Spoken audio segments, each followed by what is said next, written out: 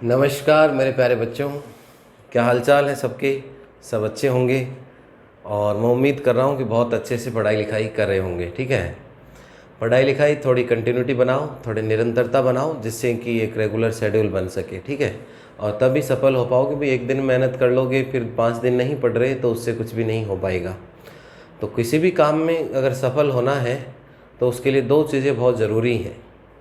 एक तो आपका दृढ़ संकल्प होना चाहिए, डिटर्मिनेशन आपका दृढ़ होना चाहिए, सॉलिड डिटर्मिनेशन होना चाहिए, और आपके पास एक कठिन परिश्रम या हार्ड वर्क होना चाहिए। अगर दो चीज़ें हैं तो आप किसी भी, चाहे एकेडमिक्स हो, बीएससी हो, चाहे कोई कंपटीशन एग्ज़ाम हो, हर चीज़ में आप क्या हो सकते हो, सफल हो सकते हो दोस्तों। ठीक है, तो इसलिए दोनों चीज़ों को अपनाइए। दृढ़ संकल्प का मतलब है कि निरंतर रूप से काम कीजिए और कठिन परिश्रम या हार्ड वर्क भी करते रहिए, जिससे कि एक बेहतर तरीके से हम सफल हो सकें।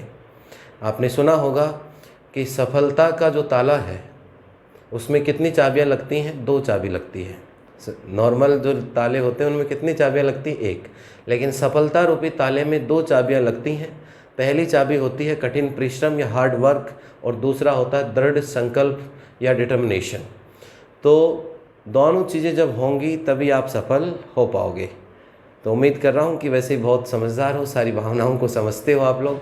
तो इसलिए पढ़ते रहो, कंटिन्यू वे से लगातार पढ़ते रहो, सारे सब्जेक्ट्स पढ़ते रहो और आनंद लीजिए। एक उत्साह और नई उमंग के साथ पढ़ाई कीजिए दोस्तों। ठीक है, अब देखिए हम जो शुरू करने जा रहे हैं, अभी पिछली क्लास में क्वेश्चंस किए थे और क्वेश्चंस करने के साथ साथ हमने 2-3 कंसेप्ट पढ़े थे। एक तो हम पढ़ के आए थे अवकलनीयता, डिफरेंशिएबिलिटी।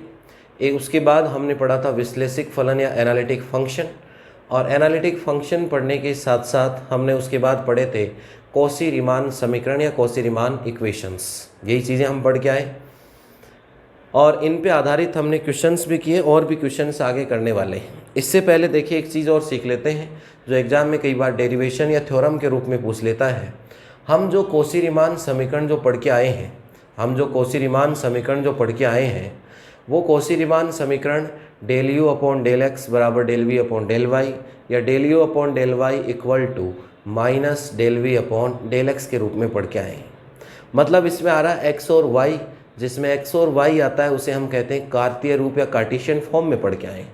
किस में पढ़ के आए हैं? कार्तीय रूप या कार्टेशियन फॉर्म में। अब कई बार एग्जाम में प्रश्न आता है या क्वेश्चन आपसे पूछेगा कि कॉची-रीमान समीकरणों का कार्तीय रूप का तो डेरिवेशन हमने कर लिया, थ्योरम पढ़ ली पीछे। कई बार ये पूछेगा आपसे कि कॉची-रीमान समीकरणों का ध्रुवीय रूप, पोलर फॉर्म। ध्रुवीय रूप या पोलर फॉर्म आप भली भांति समझते हो, जो आर और क्या होती है, थीटा में लिखते हैं जिसको हम, और उससे पूछेगा आपसे कि कॉची-रीमान समीकरणों का ध्रुवीय रूप व्युत्पन्न कीजिए या प्रूफ कीजिए या इसके फॉर्मूले को डिराइव कीजिए। पूरा क्वेश्चन आएगा, 4 या 5 नंबर जितने का भी क्वेश्चन आएगा, वो पूरा क्वेश्चन आएगा आपके एग्जाम में कि कॉची-रीमान समीकरणों के ध्रुवीय रूप को या polar form of Cauchy-Riemann equation को डिराइव करना है। कैसे करना है डेरिवेशन, बहुत आसान तरीके से मैं समझाने वाला हूँ और एग्ज़ाम में बहुत बार पूछा जा चुका है, इसलिए क्लास मिस मत कीजिएगा, सभी के साथ बताइएगा, जिससे कि सब बच्चे इसका बेनिफिट उठा सकें। ठीक है, अब देखिए हम शुरू करते हैं। टॉपिक हेडिंग लगाइए, कॉची-रीमान समीकरणों का ध्रुवीय रूप। हेडिंग लगाओ मेरे प्यारे बच्चों, कॉची-रीमान समीकरणों का ध्रुवीय रूप। कॉची-रीमान समीकरणों का ध्रुवीय रूप। कॉची-रीमान समीकरणों का ध्रुवीय रूप।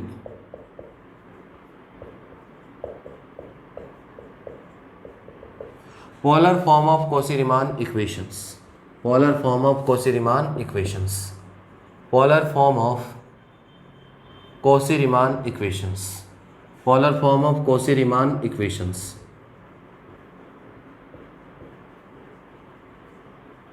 Polar form of Cauchy-Riemann equations. Heading लगाओ प्यारे बच्चों सब, polar form of Cauchy-Riemann equations या कॉची-रीमान समीकरणों का ध्रुवीय रूप।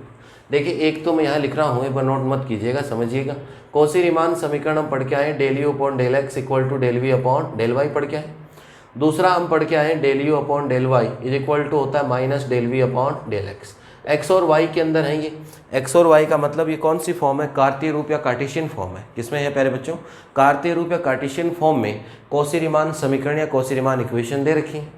अब ये कह रहा कि इन समीकरणों को किस में बदलना, ध्रुवीय रूप या पोलर फॉर्म में।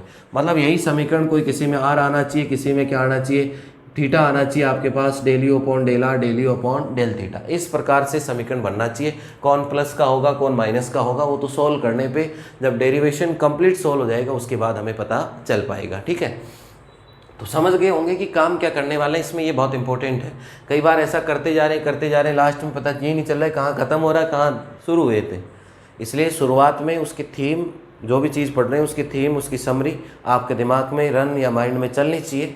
और जब माइंड में समरी चलेगी तो हमें मालूम रहेगा और अपना टारगेट मालूम रहेगा कि कहाँ पहुँचना है। अब टारगेट मालूम चल गया कि ध्रुवीय या पोलर फॉर्म में कन्वर्ट करना है, तो ये कौशी के जो इक्वेशन या जो समीकरण थे उन समीकरण इक्वेशन को आर और किसकी, थीटा की फॉर्म में लाना है। जब ये ऐसा दिख जाएगा हमें del u upon del r आ जाएगा, del u upon del theta हमारे पास आ जाएगा, तो हम कह देंगे कि कौन सा रूप आ गया मेरे प्यारे बच्चों, ध्रुवीय रूप, या कौन सी फॉर्म आ गई आपके पास, पोलर फॉर्म आ गई। ठीक है, अब देखिए क्या करते हैं। कुछ बेसिक चीज़ें हैं जो हम पहले से जानते आए हैं, उन्हीं चीज़ों को हम काम में लेंगे। देखो ये समीकरण तो है अपने पास, इनको तो जब चाहे तब काम में ले सकते हैं। अब प्रूफ ये वाले करने, आर और कौन से, थीटा वाले। आर और थीटा वालों का मतलब कौन से करने, ध्रुवीय रूप, या कौन सी फॉर्म प्रूफ करनी है, पोलर फॉर्म। ठीक है दोस्तों, तो देखो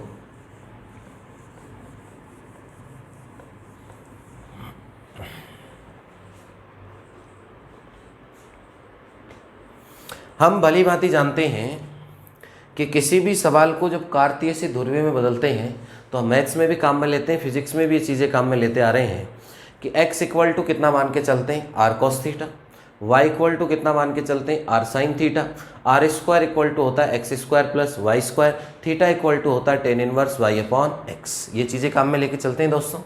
तो देखिए हम पहले वहीं से शुरुआत करेंगे कि कहाँ से ये बदलेगा। ठीक है, देखिए तो इसमें लिखेंगे यदि एफ हम क्या मानते हैं, x इज इक्वल टू कितना लेके चलते हैं, r cos theta, y is equal to हम कितना लेके चलते हैं, r sine theta, y is equal to कितना लेके चलते हैं, आर साइन थीटा। अगर इन दोनों का स्क्वायर करके प्लस कर दूं तो ये तो हो जाएगा r square cos square r square sine square.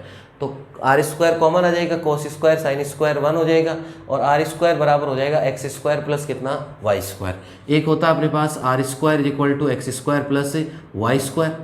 और एक चीज़ और काम में लेंगे हम, थीटा कहाँ से आएगा, जब मैं इसमें भाग दूंगा y में किसका, x का, तो r से तो r कट जाएगा, साइन बटे कितना होगा, कोस, साइन बटे कितना होगा, कोस। जब साइन अपॉन कोस होता है तो क्या बनेगा, टेन थीटा, ऐसे ही बनेगा टेन थीटा। इधर y में x का भाग लगा तो ये हो गया y अपॉन एक्स। अब टेन उधर चला जाएगा तो थीटा इक्वल टू कितना होगा, tan inverse y upon x. Theta equal to कितना होगा मेरे प्यारे बच्चों, tan inverse y upon x.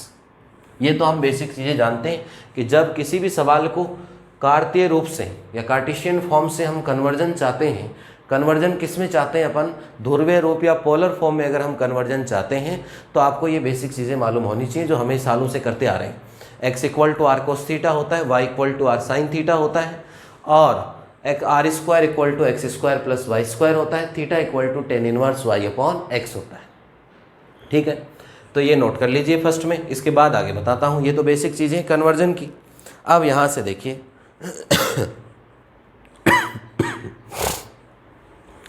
हमें देखिए, ये लिख लिया होगा सबने, हमें देखिए बदलना किसको है, बदलना है हमें जो del u upon del x आता था उसको बदलना है कि वो आर में या किस में आना चाहिए, थीटा में आना चाहिए। Del u upon del y को बदलना है, वो भी किस में आना चाहिए, आर और थीटा में आना चाहिए। ऐसे ही del v upon del x और del v upon del y को बदलना है, एक्स और वाई की जगह उनमें क्या कन्वर्ट हो जाने चाहिए, आर और थीटा, कोई प्लस माइनस जो भी आएगा, जो साथ लगेगा वो आ जाएगा कैलकुलेशन से। अब देखिए हम आंशिक अवकलन या पार्शियल डिफरेंशिएशन में सीखते हैं कि जब चर या वेरिएबल चेंज करेंगे तो देखो क्या होगा दोस्तों। अब या नाउ अब हमें देखो यही तो करना है कि जो del u upon del x था, देखो प्यारे बच्चों पहले u जो होता है वो किसका फंक्शन होता है, x और y का, v भी किसका फंक्शन था, x और y का, यही तो थे u x y और क्या होते हैं v x y। अब इसको कन्वर्ट करना, u फंक्शन होना चाहिए r का और थीटा का, और v भी फंक्शन होना चाहिए किसका, r का और थीटा का, तब जाके किस में बदल जाएगा, ध्रुवीय या पोलर में हो जाएगा। तो अब हमें del u upon del x को मैं ऐसे लिख सकता हूँ, डेल यू अपॉन ऐसे लगा सकता हूँ डेल आर, और ये हो गया del r upon del x. U में दो फंक्शन है, एक वाई का भी है, अरे एक्स का भी है और किसका है, वाई का भी है। अब एक्स और वाई को हम बदलना चाहते हैं किसमें, आर और थीटा में फंक्शन बनाना चाहते हैं।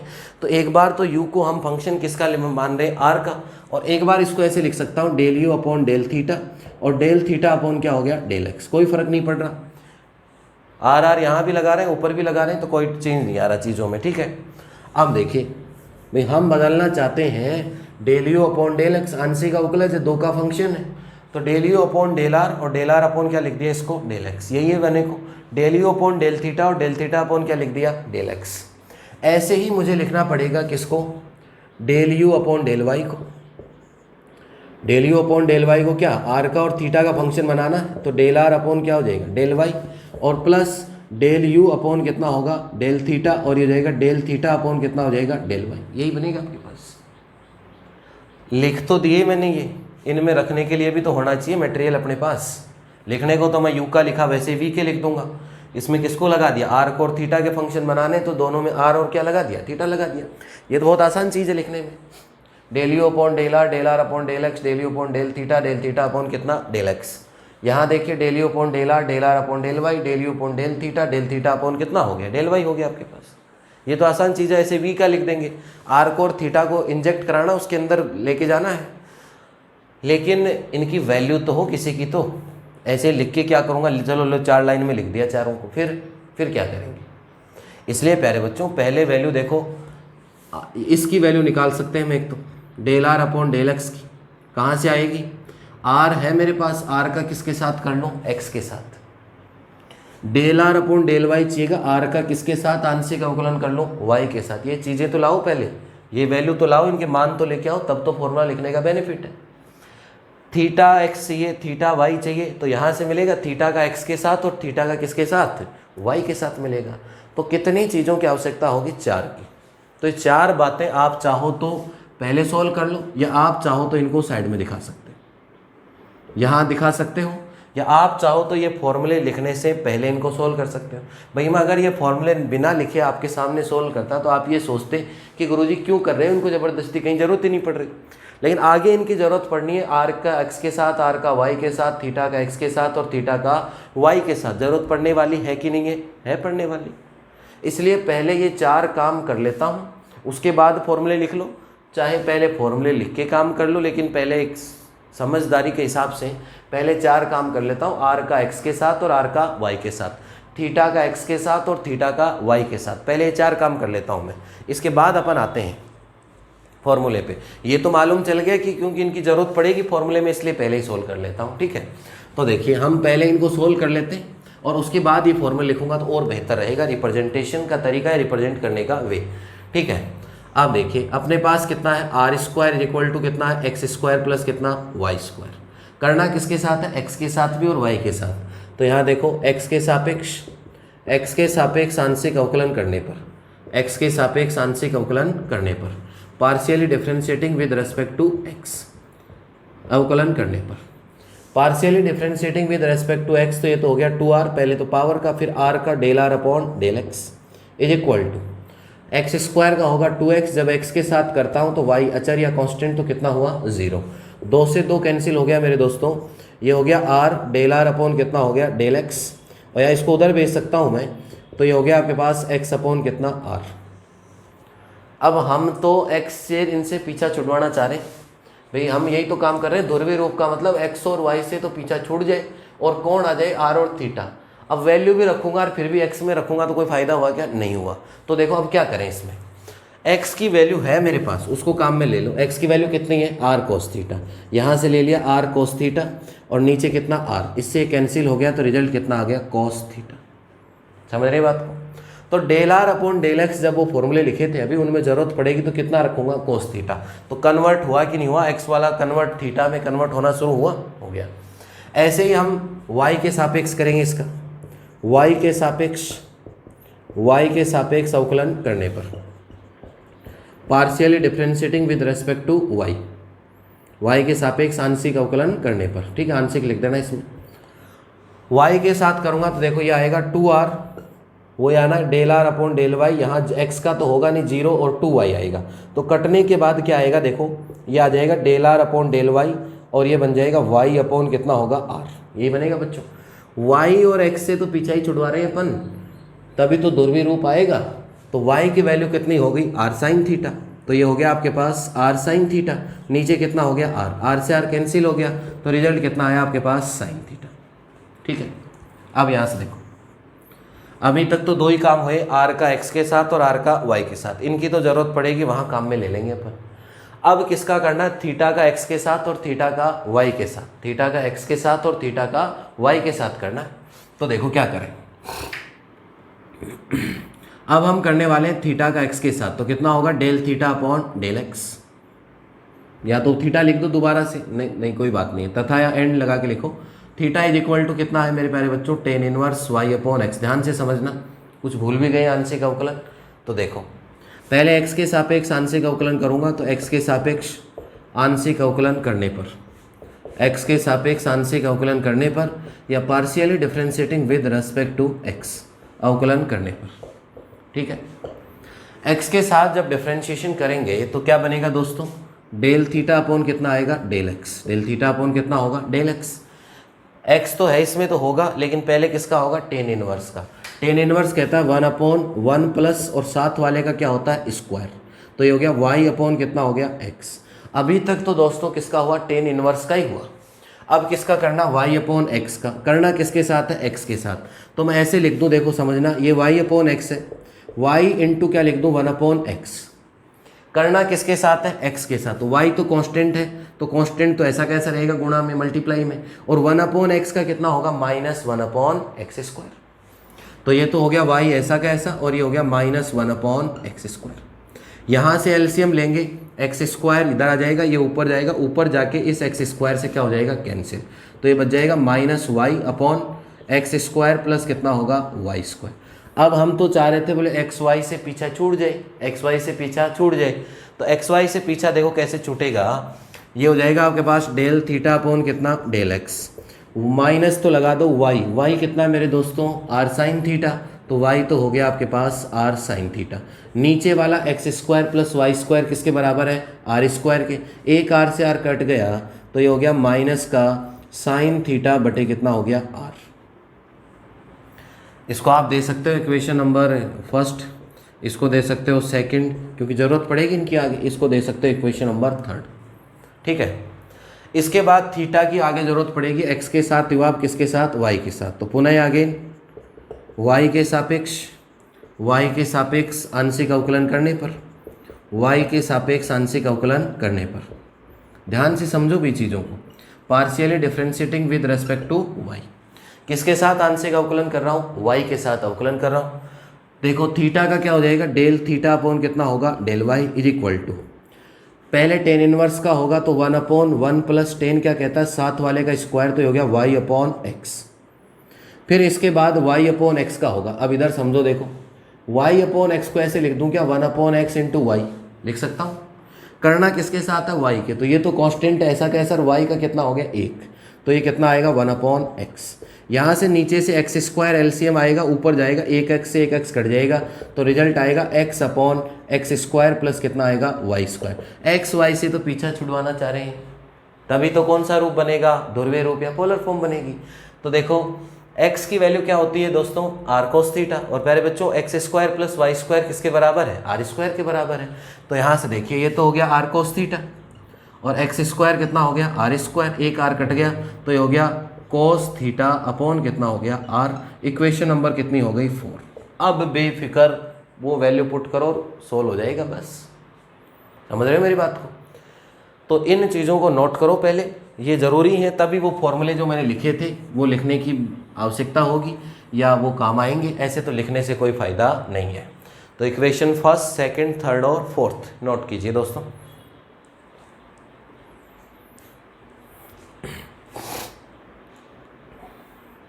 यहाँ तक नोट कीजिए, इसके बाद वो इक्वेशन या समीकरण लिखेंगे और उसमें मान या वैल्यू पुट करेंगे, और वैल्यू पुट करने के पश्चात अपन आगे सॉल्व करने वाले हैं।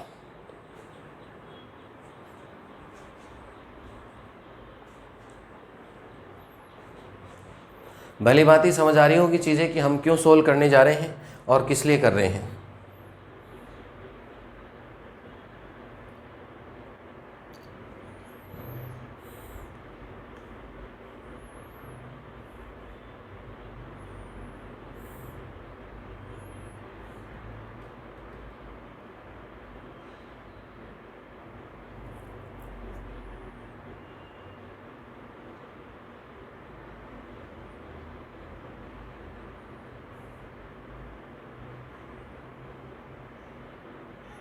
नोट करो भी इन सब चीज़ों को, फिर आगे बढ़ते हैं। देखो बच्चों, बहुत आसान ढंग से चलने वाले हैं अपन, बिल्कुल मत घबराइए, बिल्कुल मस्त रहिए, पढ़ते रहिए बस।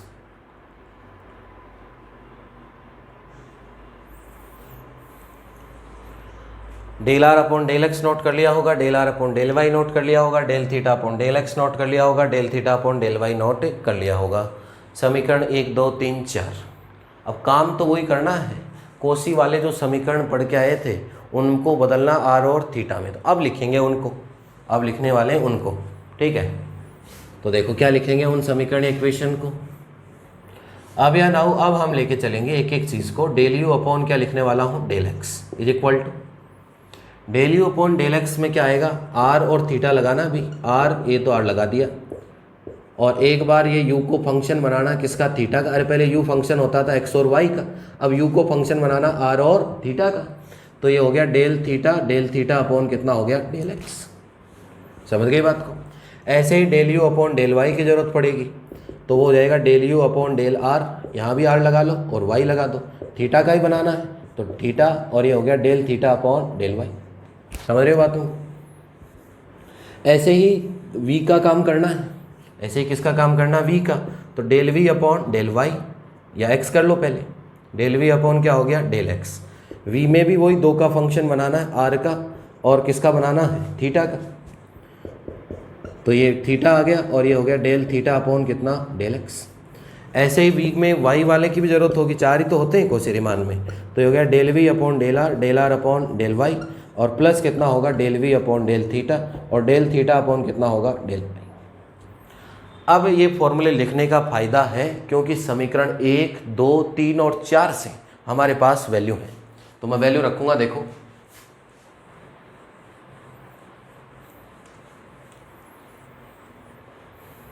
आपके पास नोटबुक में लिखी हुई है सारी वैल्यू, वहीं से वैल्यू रख रहा हूँ, यहीं आगे रखूंगा। आप चाहे इनको एक बार समझ लो, दो दो लाइन में नोट कर सकते हो, एक लाइन में नहीं नोट हो रहा तो मैं यहाँ एक साथ कर रहा हूँ। पहले एक एक चीज़ को देखो। ये हो गया आपके पास del u upon del r upon del x. पीछे देखो कितना आया था, कॉस थीटा। अरे कितना आया था, कॉस थीटा ही तो आया है, तो ये हो गया कॉस थीटा। इसके बाद देखिए plus del u upon del theta upon del x. देखो आपकी कॉपी में माइनस साइन थीटा अपॉन कितना आया, आर। ठीक है, यहाँ से देखिए del u upon del r, तो ऐसा का ऐसा, तो ये हो गया del u upon del r. इसके बाद है del r upon del y, कितना आया दोस्तों, साइन थीटा। आपकी कॉपी में देखो plus del u upon del theta upon del y. देखो आपकी नोटबुक में समीकरण नंबर 4, और वो आया कोस थीटा अपॉन कितना लिखा था अभी यहाँ, आर, ये लिखा मैंने। इसके बाद देखिए डेल वी अपॉन कितना, डेल आर। यहाँ है del r upon del x, निकाल के आए कितना, कोस थीटा, पीछे सॉल्व किया ना दोस्तों। Plus del v upon del theta, यहाँ है थीटा का एक्स के साथ, तो यह है माइनस साइन थीटा अपॉन कितना है, आर। यही हुआ आपके पास। इधर देखिए इसमें वैल्यू रखते हैं, तो ये हो गया del v upon del r upon del y. पीछे से याद करो कितना है, साइन थीटा, और ये बन गया आपके पास plus del v upon del theta, और ये हो गया कॉस थीटा अपॉन कितना हो गया, आर। ये बन गया आपके पास समीकरण या इक्वेशन। इसको दे दो समीकरण नंबर 4 तक दे दिए 5, इसको दे दीजिए इक्वेशन नंबर 6, इसको दे दीजिए 7, और इसको दे दीजिए 8। करो देखिए नोट।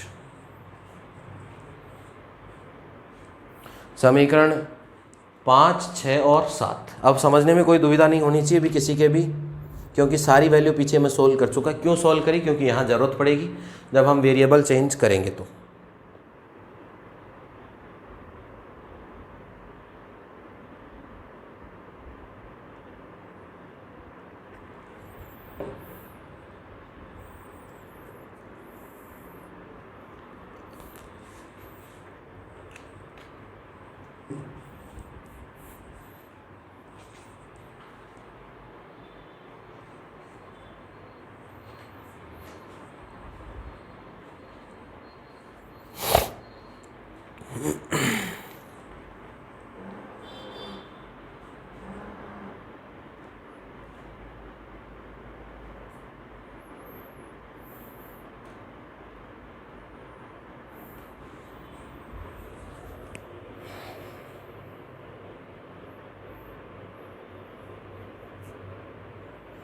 नोट कीजिए, बहुत व्यवस्थित और समझ के नोट करो बच्चों, है ना।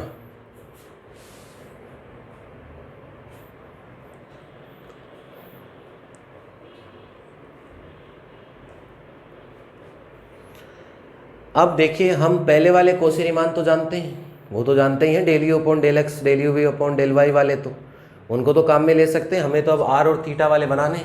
तो देखो क्या करें, यहाँ लिखेंगे आगे कि कॉसी रीमान समीकरण से, कॉसी रीमान समीकरणों से, वो पहले वाले तो जानते हैं अपन। कॉसी रीमान समीकरणों से क्या होते हैं, डेल यू अपॉन कितना होता है, डेल एक्स बराबर होता है del v upon del y. इसको दे दीजिए इक्वेशन नंबर 9, और दूसरे को दे दीजिए, दूसरा समीकरण कौन सा होता है, del u upon del y is equal to होता है minus del v upon del x. इसको दे दीजिए इक्वेशन नंबर 10। ये तो हम पहले से जानते आ रहे हैं कॉसी। अब पहले वाले x में थे और y में थे, x में थे और y में थे, इसीलिए तो काम किया। अब देखो x y वालों की वैल्यू ये आ गई। अब ये वाली वैल्यू किस में आ गई, r और थीटा में। तो ये वैल्यू रख दो 5, 6, 7, 8 की वैल्यू किस में रख दो, 9 और 10 में रख दो।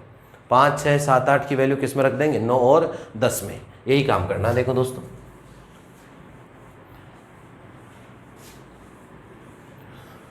तो देखिए समीकरण इक्वेशन 5, 6, 7 और 8 के मान समीकरण 9 तथा 10 में रखने पर, 9 तथा 10 में रखने पर, ठीक है।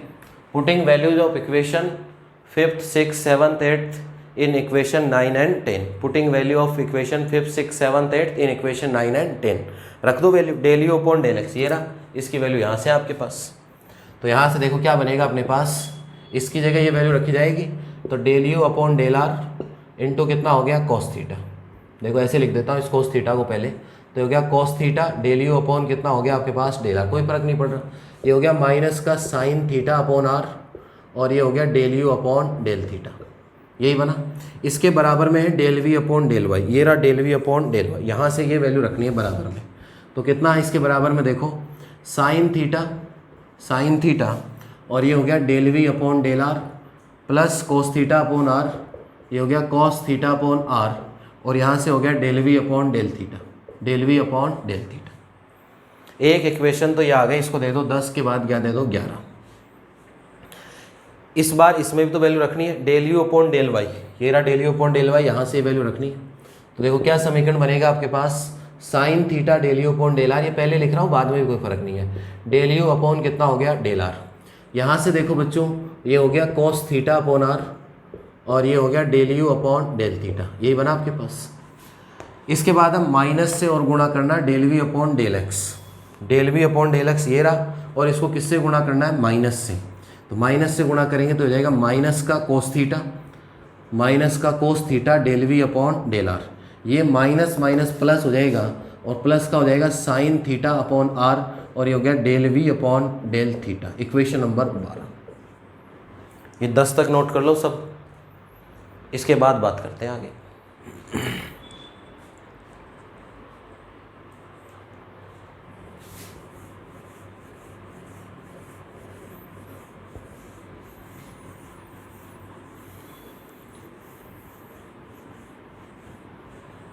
भाई कुछ नहीं किया, पहले इनको चेंज कर लिया, एक्स वाई के चर थे आर और थीटा में लिख दिया, जो जो आवश्यकताएं थी वो हम 1, 2, 3 और 4 में सोल्व कर चुके, वो वैल्यू रख दी। फिर कोसी रीमान पहले वाले तो जानते ही हैं, अब इन सब की वैल्यू हमने सोल्व कर रखी है 5, 6, 7, 8 में, वो वैल्यू यहाँ रख दी।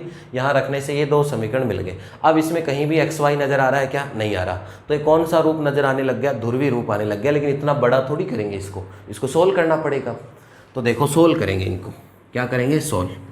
ध्यान से समझना, ज़्यादा इसमें स्टेप बढ़ाने की आवश्यकता नहीं है। मैं जो बात बोल रहा हूँ उन बातों पे गौर रखना, जो बातें मैं बोल रहा हूँ उन बातों पे गौर रखना।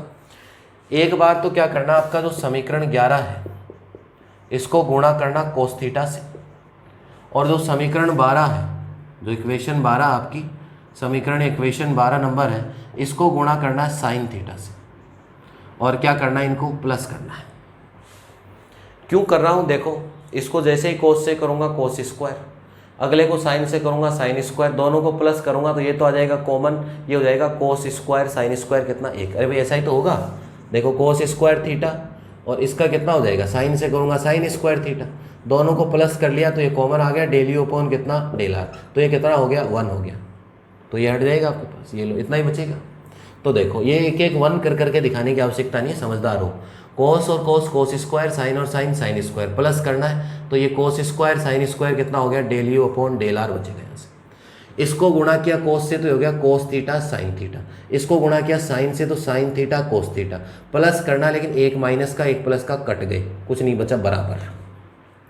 कोस से गुणा करना है cos theta sine theta, sine से गुणा करना है sine theta cos theta, plus करना, लेकिन एक प्लस का एक माइनस के कट गए, कुछ नहीं बचा। यहाँ से देखो कोस से गुणा करना है तो कोस स्क्वायर, यहाँ किससे गुणा करना है, साइन से तो साइन स्क्वायर, ये ऐसा बन गया कोस स्क्वायर थीटा बटे आर, और नीचे वाला बन गया साइन स्क्वायर थीटा बटे आर, दोनों जुड़ गए और ये बन गया del v upon del theta, ये तो कॉमन आ गया 1 अपॉन आर, तो और ये बन गया 1, तो कितना बना 1 अपॉन आर, और ये हो गया डेल वी अपॉन कितना हो गया डेल थीटा, इक्वेशन नंबर 13। अब ये सोल्व हुई कि नहीं हुई इक्वेशन बताओ।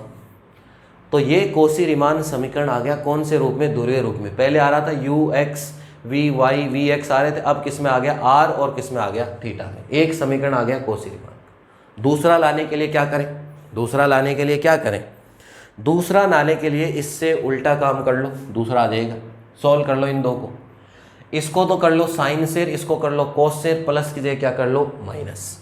तो समीकरण इक्वेशन 11 को किससे गुणा करूंगा, साइन से, प्लस की जगह क्या करूंगा माइनस, समीकरण इक्वेशन 12 को मल्टीप्लाई करना है कॉस थीटा से, करके देखो, ज़्यादा रिजल्ट करने की जरूरत नहीं है आपको, मेहनत की वो 1 हो गया दिखाने। अब देखो साइन से किया तो साइन थीटा कोस थीटा, कोस से किया तो साइन थीटा कोस थीटा, लेकिन प्लस नहीं है, माइनस करूंगा तो दोनों सेम कट गए। साइन थीटा आ रहा है यहाँ, तो साइन और साइन साइन स्क्वायर, कोस और कोस कितना हो जाएगा कोस स्क्वायर, बीच में माइनस है, ये माइनस का और बीच वाले से ये माइनस का तो minus, sine square cos square तो 1 हो गया, नीचे बच गया 1 अपॉन आर, और ये हो गया डेल यू अपॉन कितना डेल थीटा, इक्वल टू आगे आ जाओ, साइन है और ये साइन है तो कितना हो गया साइन स्क्वायर, ये कोस है कोस कोस स्क्वायर, माइनस माइनस क्या हो गया प्लस, जुड़ेंगे तो साइन स्क्वायर कोस स्क्वायर हो गया 1, तो ये हो गया डेल वी अपॉन कितना हो गया डेल आर। यहाँ देखो साइन इंटू कोस, कोस यहाँ करूँगा तो कोस इंटू साइन, बीच में माइनस का कट गए, कुछ नहीं बचेगा, तो ये बन गया आपके पास, इसको ऐसे भी लिख सकते हो del u upon del theta is equal to minus r del v upon कितना हो गया डेल आर। तो ये आ गई इक्वेशन नंबर 14।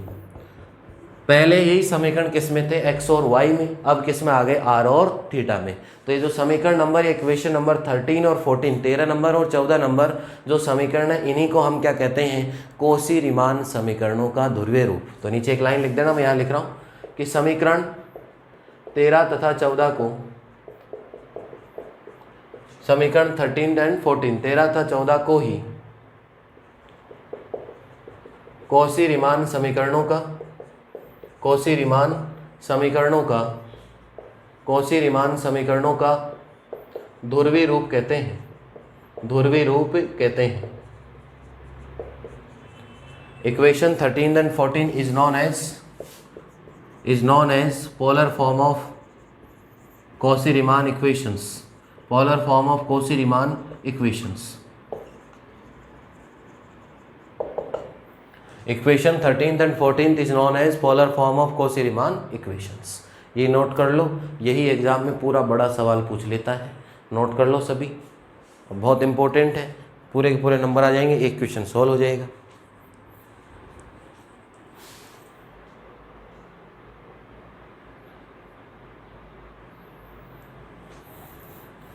तो अब मुझे ज़रूर लिख के बताओगे आप कि हमें बिल्कुल पूरा पार्ट हमें बहुत अच्छे से समझ में आया और हम बहुत भली भांति इसको हमने पढ़ा।